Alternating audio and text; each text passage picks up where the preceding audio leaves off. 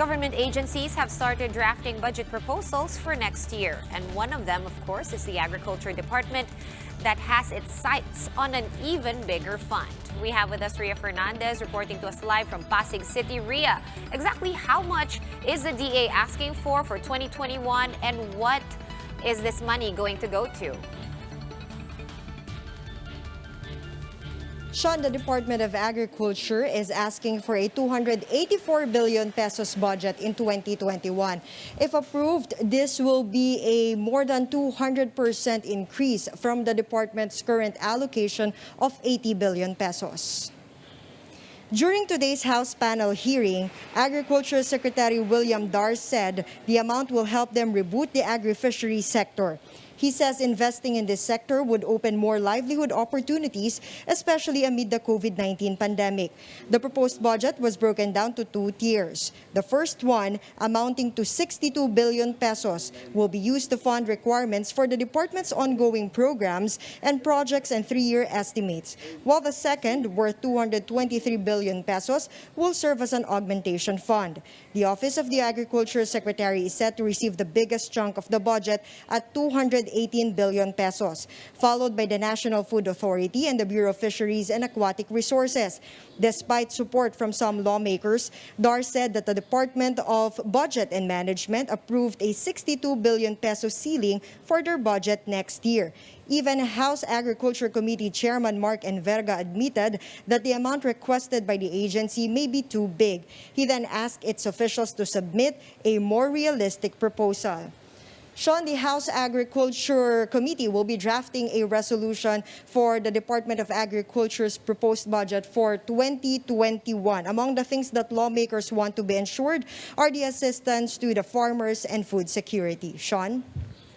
All right, Ria, with regard to that augmentation fund worth 200 billion, why is it actually even bigger than the main allocation that they're asking for budget-wise?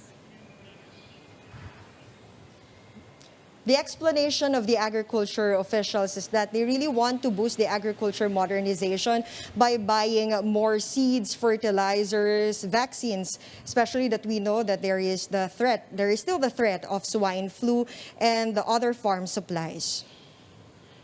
All right, now, with regard to the budget now for farmers and fishermen, with the loans that they are supposed to be able to get from the government, do they have new programs in mind? Of course, in the sense or in the context of economic recovery as well in the time of COVID?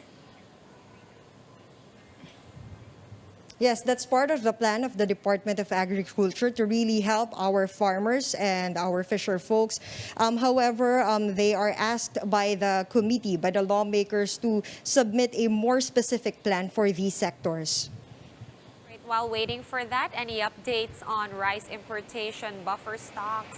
Of course, we're still suffering from the pandemic, and although there are enough stocks, how is it going forward? Are they foreseeing any shortages perhaps? Because we did experience, I think, some problems with Vietnam initially. Earlier in the hearing, one of the reasons or one of the explanations of Secretary William Dar why they are asking for a really big budget is that they acknowledge the impact, the negative impact of the passage of the rice tariffication law to the farmers. And he told the lawmakers that among the things that they wanted to do is really to subsidize credit for the farmers and to provide training programs for them. All right, this is only the beginning of that budget saga for 2021. Thank you very much, Ria Fernandez of News 5, for joining us today from Pasig. Here are other stories we're keeping our eyes on.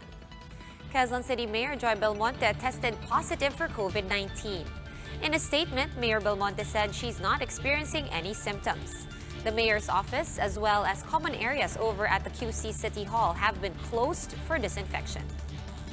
And the Manila Police District formed a task force to investigate the killing of Manila Chief Inquest Prosecutor Jovencio Senados. The National Bureau of Investigation is likewise probing the incident after the order of Justice Secretary Menardo Guevara.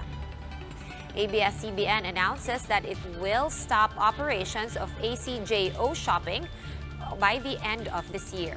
The network says it will let go of its employees starting August 7 after experiencing financial losses for the last 2 years. ACJ O Shopping is ABS-CBN's joint venture with Korean company CJE&M in selling products on TV under the O Shopping brand.